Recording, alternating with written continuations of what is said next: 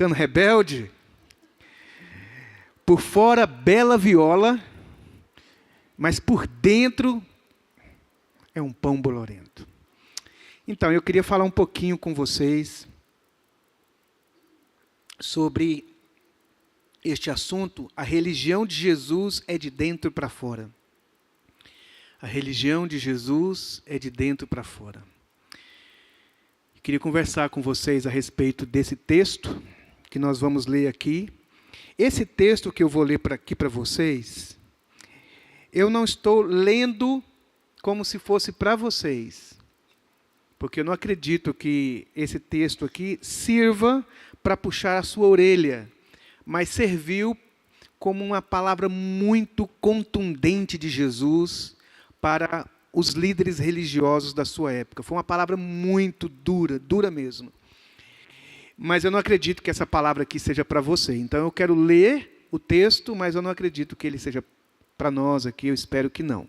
Mas se for, acolha a palavra e receba essa palavra. Mateus capítulo 23, a partir do versículo 25. Mateus capítulo 23, a partir do versículo 25, que diz assim, olha só como que Jesus começa. Escriba é aqueles que tinham a responsabilidade de escrever, e os fariseus eram uma lacuna do judaísmo, um grupo do judaísmo extremamente zelosos, da aplicação da lei, do entendimento da lei. Então, Jesus está falando com uma liderança espiritual, com as pessoas próprias da sua religião, do seu povo. É como se Jesus estivesse falando para nós, os pastores e líderes. Não para o povão, mas para os pastores e líderes, tendo em vista que os pastores e os líderes determinam um modelo de espiritualidade para o povo. Então, qual é o líder? Assim, geralmente é o seu povo. Então, começa assim o texto. Ai de vós, escribas e fariseus, hipócritas, porque limpais o exterior do copo e do prato, mas estes por dentro estão cheios de rapina e intemperança. Fariseu cego, limpa primeiro o interior do copo, para que também o seu exterior fique limpo. Ai de vós, escribas e fariseus hipócritas, porque sois semelhantes aos sepulcros caiados, Não é que os sepulcros pertencem ao governador aqui, não. Passava cal no sepulcro, ficava branquinho, Então, de longe, branquinho o sepulcro. Semelhantes aos sepulcros caiados, que por fora se mostram belos, mas interiormente estão cheios de ossos de mortos e de toda imundícia. Assim também vós exteriormente pareceis justo aos homens, mas por dentro estáis cheios de hipocrisia e de iniquidade. Só até aí. Assim também vós exteriormente pareceis justos aos homens, mas por dentro estáis cheios de hipocrisia e de iniquidade.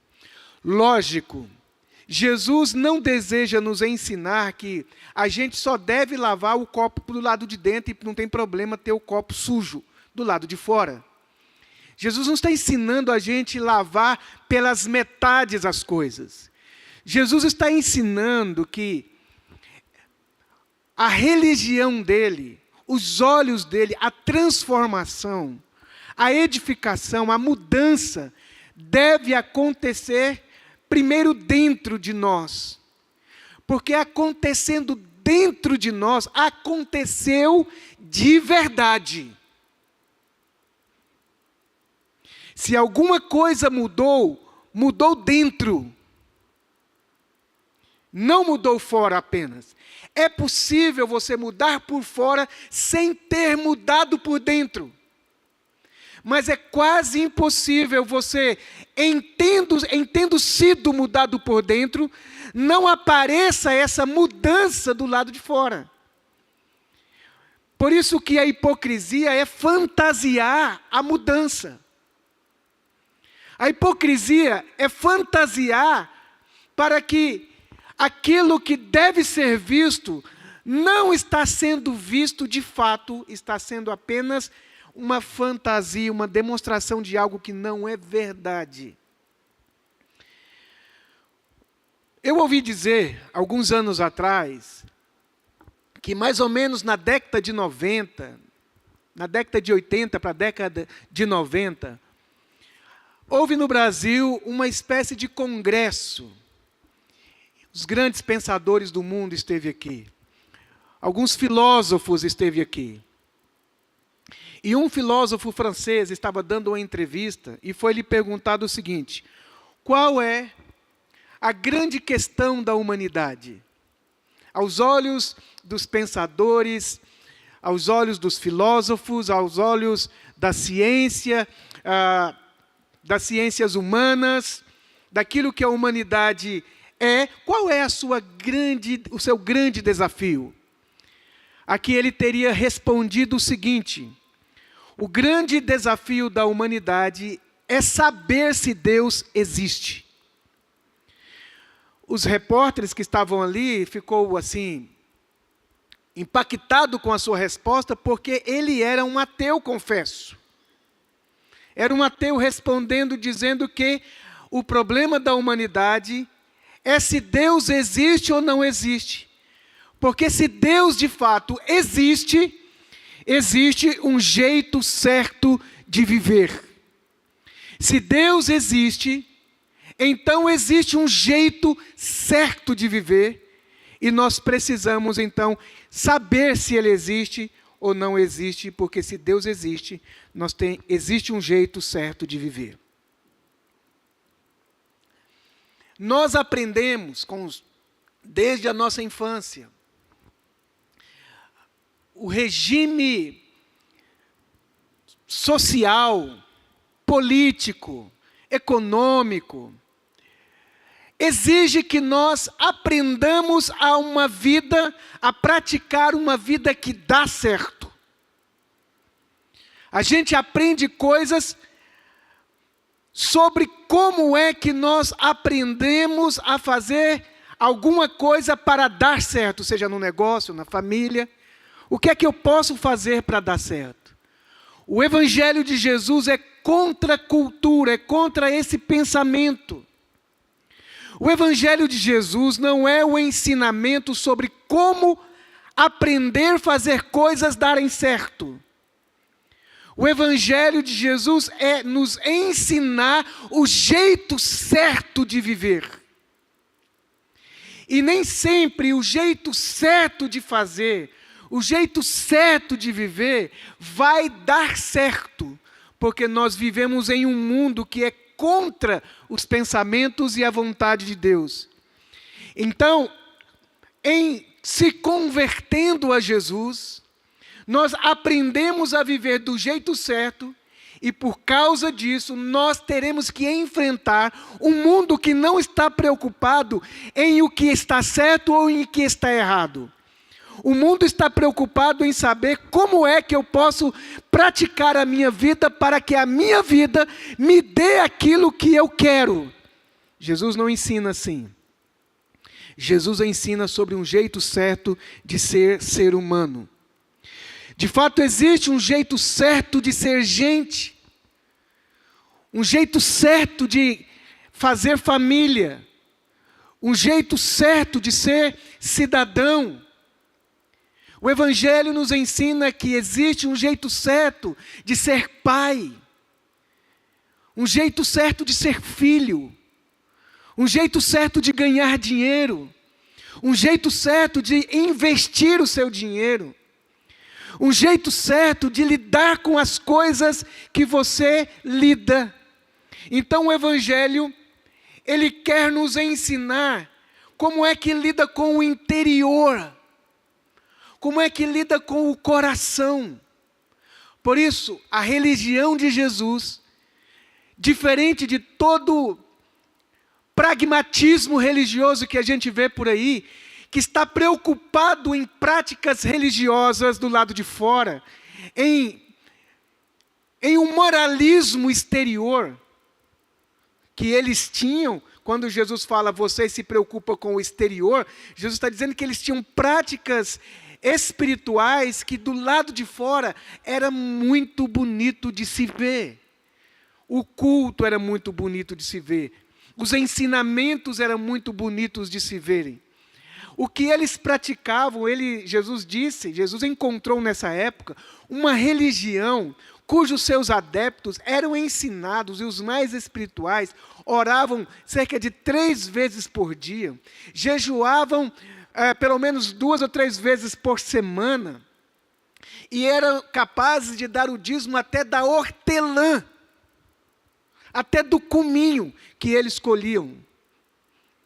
Jesus disse que eles tinham o hábito de ser tão severo na aplicação da obediência da lei, que eles coavam o mosquito. Nada passava desapercebido. Eles eram exímios propagadores e pregadores e examinadores das pessoas, para que as pessoas pudessem cumprir as ordenanças da lei. Jesus chega a dizer que eles atam sobre as pessoas fardos pesados. Então, através desses textos, eu quero falar com você sobre a religião de Jesus que quer nos mudar de dentro para fora. Antes de eu entrar exatamente nos 3 pontos que eu vou falar para você, eu quero ler uns versículos que eu coloquei no meu celular. Eu não coloquei lá para o irmão da projeção, então não se preocupe, pessoal da projeção aí, que eu vou ler para vocês aqui para a gente ganhar tempo. Quero ler para vocês textos bíblicos que falam sobre... Quero fazer uma levada de vários textos bíblicos, mostrando para você a preocupação bíblica, a preocupação de Deus, a intenção de Deus sobre o coração. Ok? Então, olha só, presta atenção. Sobre amar. Deuteronômio 6:5 diz assim: ame o Senhor teu Deus de todo o seu coração. O maior dos mandamentos. Ame o Senhor de todo o... Toda vez que eu falar o, você fala o coração, tá bom? Confia no Senhor de todo o coração. Provérbios 3:5. Confie no Senhor de todo o seu coração. Os verdadeiros adoradores adorarão em espírito e em verdade, que significa adorar de todo coração. E nós devemos servir ao Senhor de todo coração. Romanos 6:17 diz: obedecem de coração as doutrinas. Obedecem de coração. Como é que nós devemos perdoar? De todo o coração. Mateus 18:35. Assim também meu Pai Celestial vos fará, se de coração não perdoardes cada um o seu próximo. O perdão que vale é o perdão do coração. O amor que vale é o amor que brota do coração. A consagração que vale é aquela que brota do coração. A espiritualidade verdadeira de Jesus flui de dentro do coração. É isso que o Davi ora: cria em mim um coração puro. Salmo 9, versículo 1 diz: de todo o coração te renderei graças. Salmo 7:9 diz: o Senhor nos prova o coração. O arrependimento precisa ser de coração. Convertei-vos a mim de todo o vosso coração. E Deus pede de nós, Provérbios 23:26, o coração. Dá-me, filho meu, o teu coração. Dai-me, filho meu, o teu coração. Olha só o que diz a palavra de Deus a respeito do coração em relação às coisas negativas. Salmos 95 diz assim: hoje, se você ouvir a sua voz, não endureça o coração. É possível a gente endurecer o coração. Jeremias 17:9. Enganoso é o coração, mais do que todas as coisas, e desesperadamente corrupta, quem o conhecerá? Levítico 19:17 diz assim: não odieis o teu irmão no teu coração. Sobre o orgulho, Provérbios 16:5 diz assim: o Senhor detesta todo coração orgulhoso. Sobre hipocrisia, Mateus 15, 8. Este povo me honra com os seus lábios, mas o seu coração está longe de mim. E aí tem tantos textos, e eu quero ler só mais um, dos Salmos 95, 10. Durante 40 anos, Deus falando sobre o povo de Israel no deserto, atravessando o deserto, durante 40 anos. E durante esses 40 anos que Deus andou com o povo no deserto, Ele trouxe maná, Deus trouxe milagres extraordinários, irmãos, muitos milagres. Mas mesmo Deus fazendo tanto, fazendo água brotar da pedra, transformando a água amarga em água doce, Deus fez coisas impressionantes, colocando coluna de fogo durante a noite para aquecer e iluminar, colocando uma nuvem durante o dia para proteger do calor do sol. Diz que os sapatos deles cresciam no pé deles, já imaginou? Durante 40 anos, no deserto, sem água, sem nada. Sem nada, não tem água, não tem pão, não tem comida, não tem nada. E durante 40 anos Deus sustentou esse povo. Mas olha o que Deus diz a respeito desse povo em relação aos seus corações. Durante 40 anos fiquei desgostoso com aquela geração e disse: estes sempre erram no coração e não reconhecem os meus caminhos. Então eu queria falar sobre tendo esses textos em mente, quero falar sobre 3 coisas em relação ao coração. Primeiro, Deus busca corações, isto fala sobre integridade relacional. Quando Deus vem até você e até a mim, o que Ele quer encontrar é o coração. Segundo, eu vou falar, nosso coração é o nosso maior problema. Segundo ponto que eu quero abordar é que quando Deus vem até nós, Ele vê o coração e encontra o maior problema que existe na humanidade. Terceiro, Deus sempre começa de dentro para fora. Então vamos para o ponto 1 aí. Deus busca corações. Vamos dizer? Deus busca corações. Quando eu me converti, eu era de uma igreja muito legalista. E a gente não aceitava essa fala, dizendo assim, olha, Deus quer o seu coração. A gente dizia assim, Deus não é açougueiro para querer coração, Deus quer o corpo todo. Por que a gente dizia que tinha o coração? Porque tinha umas irmãs na igreja lá, não podia irmãs usar anel, usar brinco, né, cortar o cabelo, depilar as pernas.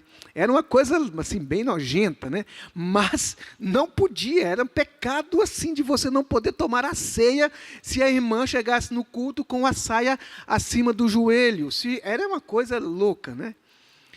E eu era assim, defensor enérgico dessas doutrinas. Meu irmão, eu já chamei muitas irmãs de Jezabel. Mas muitas irmãs. Vocês que ficam falando que Deus só quer o coração. Deus não é açougueiro. Esse cabelo cortado Deus está vendo. Eu já fui assim, irmão. E aí, mas o que eu não entendia, e aquelas minha geração não entendiam, o que é que significa o coração? E quando então Deus busca, nós vemos esses textos aí, a gente percebe que Deus está atrás de corações. Deus não está buscando pessoas bem religiosas. Deus não está impressionado com aquele irmãozinho que vai de joelhinho, daqui até na outra cidade, de joelho, andando, sabe? Como um sacrifício de uma bênção recebida, e Deus fala, uau, que fé, que emocionante, esse meu discípulo, esse meu filho se sacrificando por mim, olha só o sacrifício. Isso não toca o coração de Deus. Ou então você pegar uma oferta bem bonita, um boizão bem gordo, e trazer assim no altar de Deus e dar aquele boizão. Aí você chega lá com aquele boi. Né? Antigamente dava boi, vaca, né? Cabrito e tal. Aí chegavam os irmãozinhos lá com a farinha, os irmãos pobres, né? Tinha que entregar a farinha, né? E chega o irmão. Acho que o pecado dele é o tamanho daquele boi. Mas ele sabe, e Deus fica assim, uau, que boi! Né? É interessante que quando no Velho Testamento foi construir o templo, quantas coisas o rei Salomão e o rei Davi doaram, irmãos. Quantas coisas, depois você tem uma curiosidade, leia o que Davi deu de tantas coisas para a construção do templo, toneladas de ouro, de prata, de madeiras caríssimas e de panos caríssimos. Pano para nós hoje é uma coisa simples, mas naquela época, sabe, coisas caríssimas, tudo era de ouro. O templo ficou assim impressionante. E depois que construiu o templo, mataram não sei quantas vacas, não sei quantos, fizeram holocaustos e centenas, e talvez Deus pudesse olhar e falar, nossa, esse povo me ama mesmo. Porque veja só como eles são dedicadamente fiéis na prática religiosa, mas Deus, quando olha, Ele não vê, isso não toca o coração de Deus primeiramente. Nem tem interesse em mudar nossas vidas do lado de fora. A preocupação de Deus não é se você bebe muito, fuma muito, trai muito, essa não é a principal preocupação. Não é se você é adúltero ou se você não é adúltero. Não é se você é uma pessoa corrupta ou não é corrupta. Pastor, não tem importância, mas tem muita importância. Não é grave? É gravíssimo, mas o problema não é te ensinar, dizer para você, colocar uma norma, umas regras para você parar. Não tem a musiquinha que a gente canta para os filhos? Cuidado, mãozinha, o que pega. Cuidado, olhinho, o que vê. O Salvador do céu está olhando para você. Meu Deus. O Salvador do céu está olhando para mim, então não vou fazer. Mas se ele desviar o olhar, eu vou fazer. Eu não vou fazer, não é porque eu não quero fazer. Eu não vou fazer porque tem alguém me olhando. Mas se eu descobrir que ele vai piscar, eu vou fazer. Então não teve mudança. É o que eu sempre digo na igreja. Na época dos carnavais eu gosto de dizer mais. Vamos, na época das pecuárias, né? Os crentes não podiam ir na pecuária e tal. Podia ou pode, sei lá, não sei como é que está hoje, as normas aí. Mas sei que é o seguinte, vamos fazer programação para os jovens não irem. Eu dizia, isso não resolve. É como você ter lá na sua casa um pé de um veneno mortal que exala, sabe, sempre exala um cheiro, um odor horroroso. Aí você arranca a fruta, toda hora arranca a fruta e joga fora, arranca a fruta e joga fora. Não é assim que vai acabar, tem que ir lá na raiz, o problema é lá, não é a fruta em si. O problema é a natureza disso. Nós temos que lidar com a natureza desse problema. E então Deus, quando vai lidar conosco, Ele não está impressionado com a nossa capacidade. Você acha que aqueles irmãos de Davi não eram capazes? Eles que cuidavam da família. Davi era um gurizinho, era um adolescente, ele não era o responsável pela família. Quem era o responsável pela família de Jessé, as coisas da fazenda de Jessé, era Jessé e seus irmãos, os seus filhos, do mais velho ao menor. Eles eram capazes, eles sabiam mexer com ovelha, com bois, eles eram capazes. Mas Deus não está atrás de gente capazes, de gente poderosa, de gente inteligente, de gente religiosamente bem religiosa. Não, não. Deus está, antes de qualquer coisa, quando Ele olha para nós, Ele não está impactado com com aquilo que se pode ver do lado de fora. Deus não olha para o que é aparente. Parece ser forte, parece ser hábil, parece ser muito inteligente. Isto não chama a atenção de Deus, aquilo que aparenta ser. Aparentemente é fiel, aparentemente é uma boa pessoa. Eu escuto ele falar, eu escuto ele agir, eu olho para ele, parece ser essa mulher, esse homem, essa criança, esse vovô, essa vovó, essa pessoa parece ser uma boa pessoa. parece que eu posso contar com elas. Mas a questão é mais profunda. Samuel, 1 Samuel 16, 7, diz assim, Deus falando para o profeta dele quando estava examinando o próximo rei. O homem vê o que está diante dos olhos. Porém o Senhor disse a Samuel, não atente para a sua aparência. Vamos dizer isso? Vamos dizer mais forte? Irmão, aprenda isso em nome de Jesus, pelo amor de Deus. Não fique impressionado com a aparência. E eu estou dizendo assim, aparência do que é bom e aparência do que é mal. Não julgue as coisas com aquilo que aparenta ser. Seja coisa boa, seja coisa ruim. Não seja comovido por aquilo que os seus olhos veem assim de primeiro lance. Não é que você vai ficar desconfiando das pessoas, mas você não pesa um caráter por aquilo que é apenas aparente, aquilo que está à mostra. É nos momentos difíceis que se conhece uma pessoa. E nos momentos de muita abundância que se conhecem as pessoas.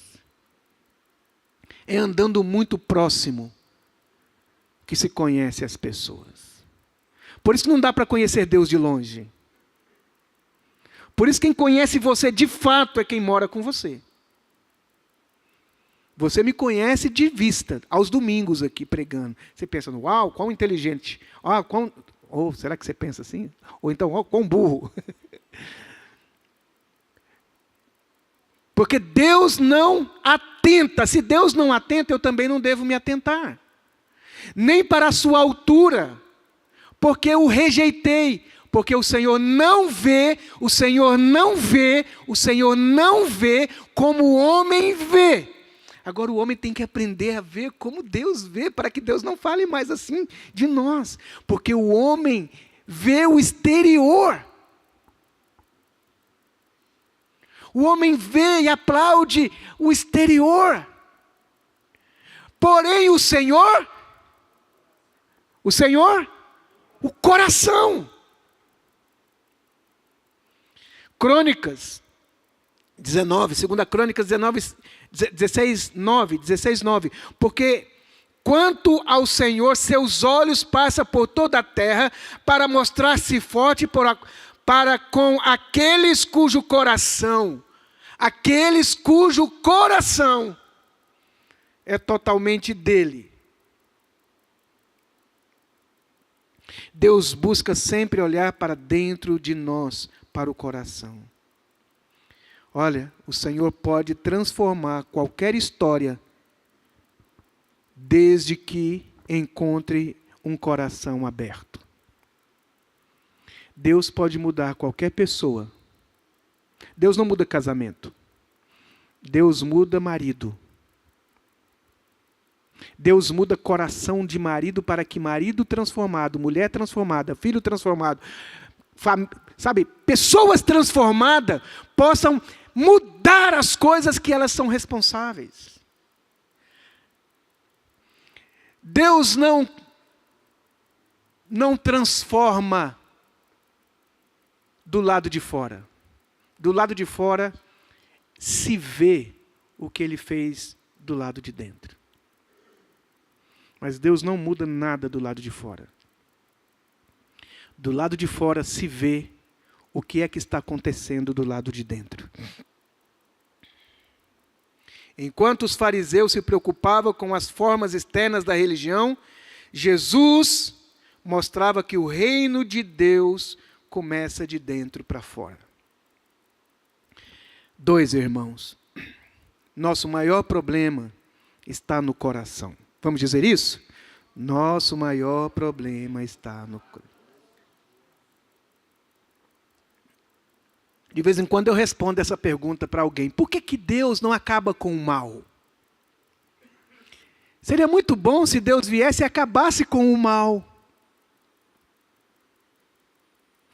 Eu vou dar um palpite aqui, mas não considera isso como questão de ordem de ideias políticas. Eu não tenho uma ideia formada sobre isso. Mas, se você for lá hoje não sei o que do Alemão, lá no Rio de Janeiro, como é que chama? No Complexo do Alemão. Quem que está mandando lá hoje? Mudou de governo, mudou de autoridade, mudou a liderança, mudou, matando tudo que matou, mudou. Agora quem está mandando, está certo o que está fazendo? Quantos mais nós vamos ter que matar? Matar todo mundo? Todos os bandidos? É um jeito. Não estou falando que é certo ou que é errado. É um jeito, vamos matar todo bandido. Vamos assim pensar que Deus fosse fazer isso. Vou acabar com o mal do mundo. Onde tiver egoísmo, eu vou matar. Onde tiver mágoa, eu vou matar. Onde tiver um pouquinho de violência, mesmo que seja um grãozinho só, eu vou matar. Deus não acaba com o mal, acabando com o malvado. Deus, não estou falando nós aqui, os políticos. Nós, as pessoas aqui. Enfim, os irmãos entenderam. A maneira de Deus lidar conosco é conversão. É mudando o coração. Aquele que roubava, não rouba mais. Porque aprendeu que não é mais ladrão. Ele não é mais ladrão. Pode deixar as coisas perto dele agora, porque dentro dele ele não é mais ladrão.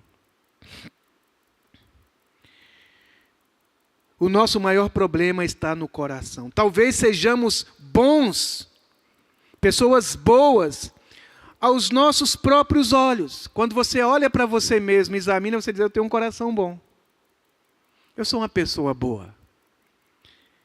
Mas do ponto de vista de quem nós somos bons? Talvez nós nos achamos habilidosos e virtuosos. Deus, quando olha para nós, encontra uma doença gravíssima.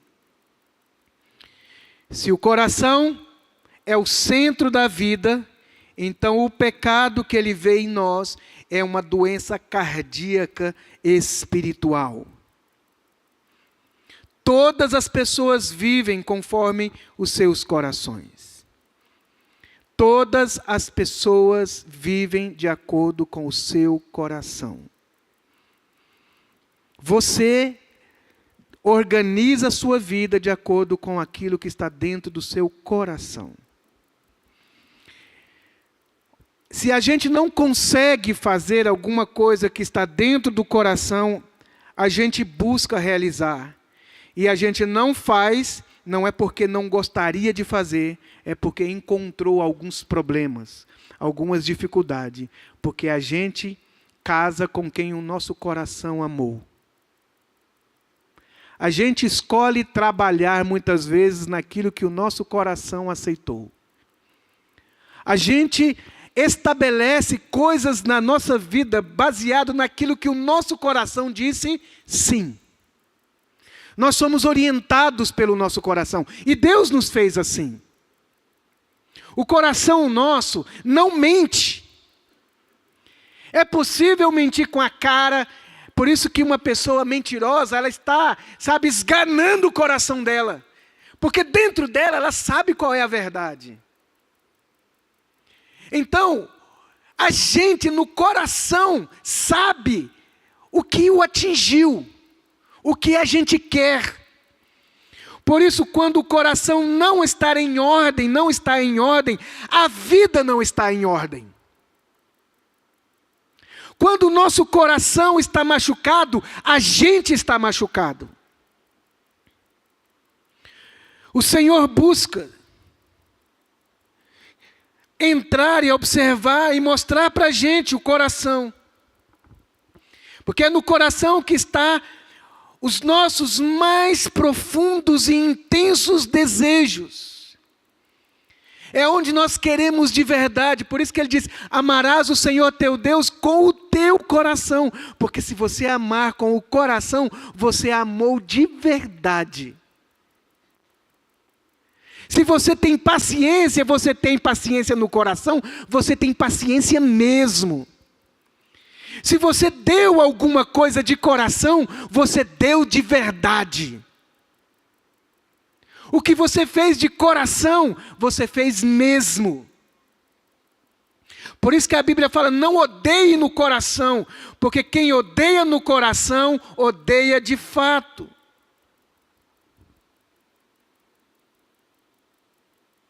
Se Deus não tiver o nosso coração, Ele não nos tem. Um relógio pode ter o seu coração. O seu carro pode ter o seu coração. O seu filho pode ser dono de todo o seu coração.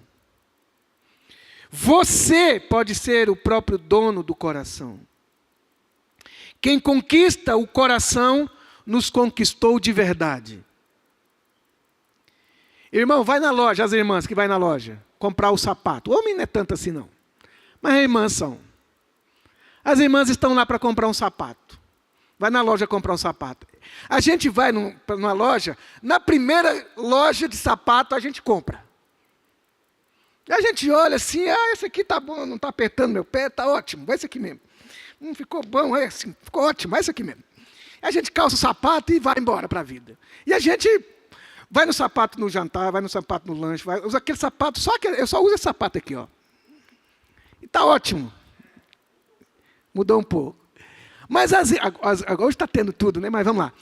As irmãs, eu tenho duas. Eu tenho uma esposa e uma filha. Aí você entra numa loja e olha o sapato e põe o sapato. Quanto que ficou? Bom. Põe o sapato, pega o sapato, tira o sapato, põe o sapato, guarda o sapato, pega o sapato, tira o sapato, põe o sapato, tira o sapato, pega o sapato, guarda o sapato, põe o sapato e vai. Na loja, na Renner, não sei o que, na C&A, na outra loja, e vai.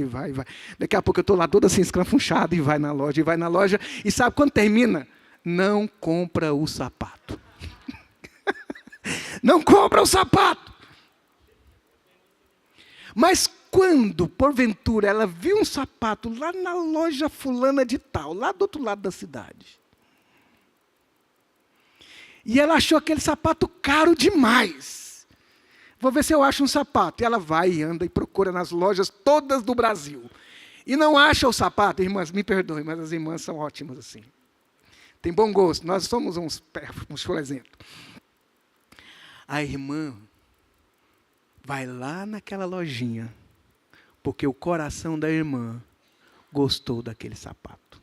E não tem ninguém que tire você daquele sapato. A minha esposa sempre fala assim, eu quero aquele, não tente me enfiar outro sapato, que eu quero aquela roupa, aquela que eu vim comprar. Se não tem aquela, eu não levo, porque é aquela que ganhou o coração. Quem nos ganha se ganhar o coração. Tenta tirar o seu time. Para quem que você torce, Júlio? Mengão, ganhou hoje. Opa! Né? Pega o Flamengo, troca pelo Santos, tem o Pelé, tem o Neymar, tem não sei o quê. Troca, não troca porque entrou no coração. O nosso coração, quem toca em nós, tocou no nosso coração. Quem machucou o coração foi machucado de verdade. Por isso, lidar com o coração é ver que Deus... Lidar com o coração é o primeiro lugar que Deus vai agir. Jeremias 17:9, que eu li, disse que o coração do ser humano é enganoso. Põe de novo aí, por favor. Jeremias 17:9. Olha como Deus, quando olha para o coração. Enganoso pode ser o coração, é isso que está escrito? É. De qual coração Deus está falando? Diga, do meu. Enganoso é o coração, olha só. Mais do que todas as coisas. E o que mais? Desesperadamente corrupto. É o coração do homem que você casou, da mulher que você casou, do rapaz que você está namorando, do seu filhinho que você acha que é um anjo. E aí?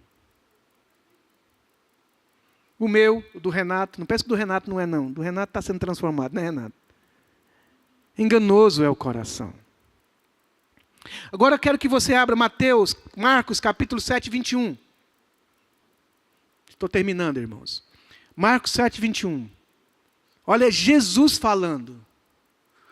Vamos ler todo mundo junto, com uma voz bem forte?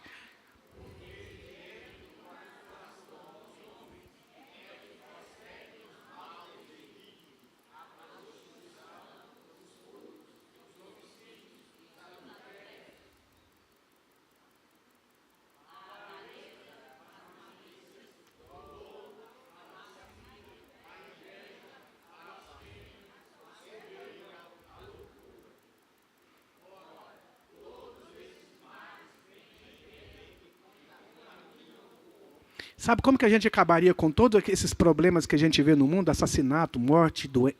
É só tirar os seres humanos do planeta Terra. Se tirar a gente aqui do planeta Terra, mano, não vai ter um assassinato. Não vai ter um invejoso. Não vai ter um criminoso. Não vai ter um falso. Não vai ter um fofoqueiro. Não vai ter nenhum roubo. É só tirar a gente daqui.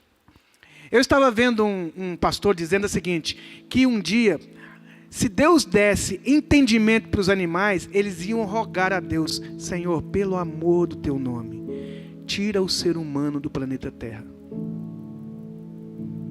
Ele acaba com a raça, ele acaba com os animais, ele acaba com as florestas, eles entopem os rios, eles provocam tanta coisa ruim, eles assaltam uns aos outros, eles se matam, eles roubam uns aos outros, eles têm que construir um castelo em volta das suas casas, e encher de câmeras, e colocar bichos lá, cachorro, e cobra e tal, para se proteger de um outro ser humano.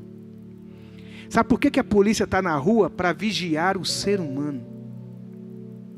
Constrói presídios enormes, sabe para quê? Para colocar o ser humano que está tão mal, mas tão mal, que não tem condições, tem que prender ele lá. Tem que deixar ele lá preso. E tem ser humano lá dentro que é mais perigoso ainda, que tem que colocar ele numa cela sozinho. E tem ser humano que tem que ser morto, tem que matar ele, porque senão não tem jeito. Aí tem que ter leis aí de pena de morte. Porque o problema do mal no mundo é o coração do ser humano. O mal não está na coisa que eu bebo. O mal está dentro do meu coração. Como é que Deus vai fazer para eu parar de ter malícia? Como é que Deus vai fazer para eu não desejar o mal? Como é que Deus, quando quer me visitar e fazer o bem a mim, a gente não deveria falar para os nossos filhos: olha, não quero que você ande com o fulano, ele é perigoso. A gente deveria não deixar as pessoas andar com o nosso filho, porque o nosso filho é perigoso. Porque todo ser humano é perigoso, a não ser que ele passe por uma experiência milagrosa chamada novo nascimento. Quando Deus tira de nós o coração velho e nos dá um novo coração. Deus não quer te ensinar a orar palavras, pegar uma oração aqui, decora essa oração aqui. Não. Deus quer colocar salmos dentro de você. E quando você abrir a boca, os salmos estão lá. Brotou a oração, brotou a bondade, brotou a misericórdia, brotou a compaixão, brotou a bondade, brotou a fidelidade, brotou o domínio próprio, brotou a mansidão, o equilíbrio, o bom senso. Daqui a pouco, não precisa ninguém mandar você levantar a mão, você levanta. Eu me rendo aos teus pés, és tudo que eu preciso para viver. Sabe, quando brota da alma, do coração da gente, porque Deus está transformando. É por isso que Deus não começa pela aparência, pela conduta ou pelo comportamento, mas pelo coração. Porque se mudou o seu coração, mudou o comportamento, mudou conduta, mudou a aparência. pecado distorce nossos afetos e faz o errado parecer desejável e o certo parecer pesado. Por isso que sem a graça de Deus nós vivemos segundo corações adoecidos. E quem segue um coração adoecido termina em caminhos de destruição. Provérbios 14:12: há caminhos que ao homem parece direito, mas o fim dele produz morte. Nosso problema não é que nosso coração não ama. Nosso problema é que ele ama errado. O mandamento não é obedecerás de coração, é amar de coração, porque quem ama, obedece. 3 e último, Deus quer começar a partir do coração.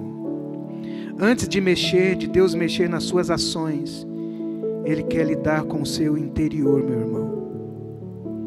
Não é uma vida cheia de regras novas, é uma vida cheia de significados.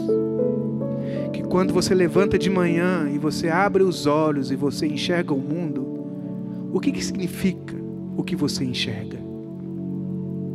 O que significa as pessoas que você enxerga? Os seres humanos que você enxerga, o que elas significam para Deus? Não é para a sociedade. O que o ser humano, um ser humano significa para Deus? Como é que você enxerga ele? Você olha dinheiro, o que significa agora para você? Você olha para o trabalho, o que significa o trabalho para você? Não é o que significa para você de acordo com as suas ideias. É o que agora que você sofreu metanoia, transformação, arrependimento, mudança de entendimento, aprendeu com Jesus, está ouvindo Jesus, andando com Jesus, o seu coração está sendo como que reprogramado para quando você olhar sua filha, olhar seu filho, seu pai, seu irmão, sua mulher, seu casamento, o que significa? Se não mudou por dentro, é questão de tempo. Se não mudar por dentro, nós estamos perdidos. Nessa noite, eu espero que o texto que eu li não seja para mim e para você, que gosta de lavar por fora do copo. Porque lavar por dentro dá mais trabalho. Ensinar um filho, criança, a escovar os dentes é toda manhã. Você ir lá e falar: Fernandinho vai escovar os dentes, Fernando Souza vai escovar os dentes. Escovar os dentes, Fernando Souza. Passa aqui, Fernando Souza vai pegar a escova, escovar os dentes. Põe pasta aí, deixa eu ver se você pôs. Escova, não é assim não, Fernandinho. Mas ensinar Fernandinho Souza a ser adulto leva tempo. Vai levar a vida inteira. Por isso que lei é mais fácil. Entendimento é mais difícil. Que tipo de igreja, pastor, pessoa, pai, marido, patrão, empregado, funcionário, pessoa, ser humano, eu quero ser? Eu quero ser alguém obediente à lei, ou eu quero ganhar o que a lei esteja dentro de mim? A Bíblia diz assim: olha, não vou te dar a lei nas pedras, eu vou te dar a lei no coração. E quando ele diz assim: eu vou tirar de você o coração de pedra, não é que o coração é duro, é um coração mais do que duro, é um coração de lei, que sabe só regras. Ele diz: eu vou plantar a lei dentro de você. E não precisa mais alguém te mandar fazer as coisas, porque você vai ser aquilo, vai encarnar em você. Ezequiel 36:26: dar-vos-ei coração novo. Dar-vos-ei coração novo. Você pode levantar a sua mão direita para cima e dizer: Senhor, dá-me um coração novo. Olha, e porei dentro de vós espírito novo. Tirarei de vós o coração de pedra e vos darei coração de carne. Ele não disse que você pode fazer isso. Ele disse: eu vou fazer. Se você deixar, eu vou fazer. Se você, ao ouvir a minha voz, não endurecer o coração, eu vou fazer. Eu vou fazer. Que esse Ezequiel 36, 26 produza Salmo 51, 10. Cria em mim, ó Deus, um coração puro. Renova em mim o espírito reto. Que isto possa provocar, Romanos 10, 8 a 10. Se com a tua boca confessares a Jesus como Senhor, se em teu coração creres, se em teu coração, se teu coração acreditar, você está salvo. Se teu coração acreditar, você está salvo. A transformação verdadeira é quando ocorre dentro de nós. É Deus colocando dentro de nós um coração que ama. É Deus colocando dentro de nós um coração que deseja agradar a Ele. É quando Deus ganha o nosso coração, então Ele ganhou tudo em nós. Quando Deus ganha o coração, então Ele ganhou tudo em nós. Uma história de um senhorzinho que vivia, dois senhorzinhos, colegas cada um tinha uma fazenda, eles eram colegas, todo final de semana, ou um ia na casa do outro, jogar, brincar e tal, se divertir, beber e tal, farrear. E um daqueles senhores, dono de fazenda, ouviu o evangelho de manhã. E o fazendeiro colega ficou sabendo que uns crentes tinham ido lá na casa dele. Falei, meu Deus, eu tenho que ir lá salvar o meu compadre. E o fazendeiro, outro que não tinha convertido, chegou lá de tardezinha e falou, compadre, que negócio é esse de você passar para a lei dos crentes? Eu vim aqui, compadre, para tirar isso da sua cabeça. O compadrezinho dele, docemente, com outro olhar, com outra cara, ele diz, compadre, se você tivesse vindo mais cedo, ainda estava na minha cabeça, mas agora desceu para o coração. Desceu para o coração. Então, irmãos, Deus quer começar a partir do coração e continuar. O seu coração sempre será o campo missionário do Senhor. Quero sugerir para você uma oração nessa noite. Senhor, dá-me um novo coração. Senhor, cria em mim um coração puro. Senhor, renova dentro de mim um espírito alegre. Senhor, olha para dentro de mim e veja se há algum caminho mau. Muda o meu coração, Senhor. Muda as minhas intenções. Questiona-me, Senhor. Questiona-me. Ó Deus, faça uma crítica dura a meu respeito, através do meu cônjuge, através da sua palavra, através das pessoas que me conhecem de verdade. Dá-me ouvido para ouvi-las, com um ouvido que seja o teu, Senhor. Eu aprendi que quando falam muito de nós a respeito da mesma coisa, as pessoas podem estar exagerando, mas talvez elas não estejam errando. Deus quer o seu coração, meu irmão. Você que veio aqui nessa noite, Deus não quer mudar um pouquinho você. Deus não quer um pouquinho de você. Deus quer você todo. Mas isso só é possível se você der a Ele o seu coração. Confia no Senhor de todo o seu coração. Põe a mão no seu coração. Fecha os seus olhos. Senhor, toca o meu coração nessa noite. Senhor, se alguma coisa entrou no meu coração, Senhor, que está me fazendo mal, ilumina os olhos do meu coração para que eu possa ver. Ilumina o meu interior. Haja luz. Senhor, não quero me afastar de Ti, porque se eu Me afastar de Ti é porque me afastei no coração.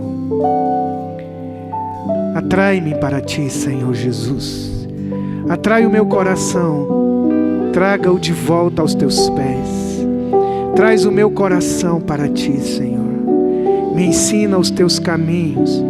Abra os olhos para que eu possa contemplar as maravilhas das Tuas leis. Em nome de Jesus.